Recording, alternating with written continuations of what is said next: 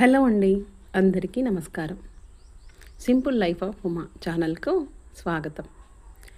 ఈరోజు నేను egg tomato curry చేశానండి.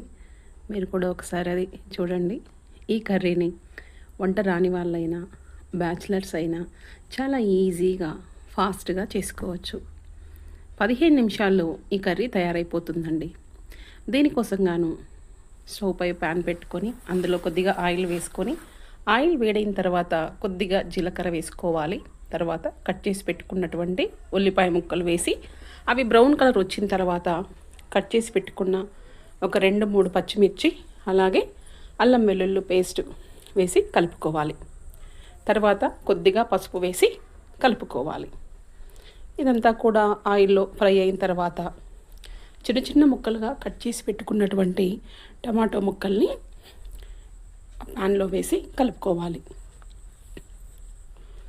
కలిపిన తర్వాత అందులో కొద్దిగా సాల్ట్ వేసి కలపాలండి. సాల్ట్ వేయడం వల్ల టమాటో ముక్కలన్నీ కూడా చక్కగా ఉడికిపోతాయి. సాల్ట్ వేసి మూత పెట్టి స్టవ్ను సిమ్లో ఉంచాలండి. సిమ్లో ఉంచడం వల్ల కర్రీస్ మాడిపోకుండా మెల్లగా ఉడుకుతూ ఉంటాయి. దీనివల్ల మంచి టేస్ట్ వస్తుందండి కర్రీకి. ఇంకా అది ఉడికిన తర్వాత ఆ కర్రీకి తగ్గట్టుగా కారాన్ని వేసుకోండి. కారం వేసుకొని కలిపి కొద్దిసేపు మూత పెట్టాలండి. స్టవ్ సిమ్లో ఉండడం వల్ల పైగా మూత పెట్టడం వల్ల ఈ కర్రీ ఎంతో సాఫ్ట్గా మెల్లగా కుక్ అవుతూ టమాటా ముక్కల్లాగా ఎక్కడా కనిపించకుండా అది పేస్ట్ లాగా కనిపిస్తుందండి. చూసారా ఎలా వచ్చిందో కర్రీ.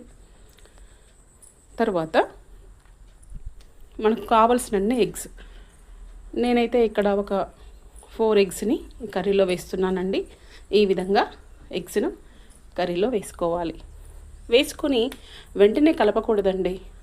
దానిపై మూత పెట్టి కొద్దిసేపు కుక్ అవ్వనివ్వాలి.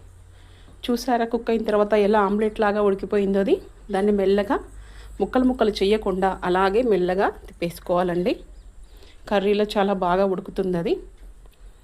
ఇలా మెల్లగా కలుపుకుంటూ కర్రీ కాస్త ఆ ఎగ్స్ కూడా ఉడికిన తర్వాత అందులో కొద్దిగా ధనియాల పొడిని చల్లుకోవాలి.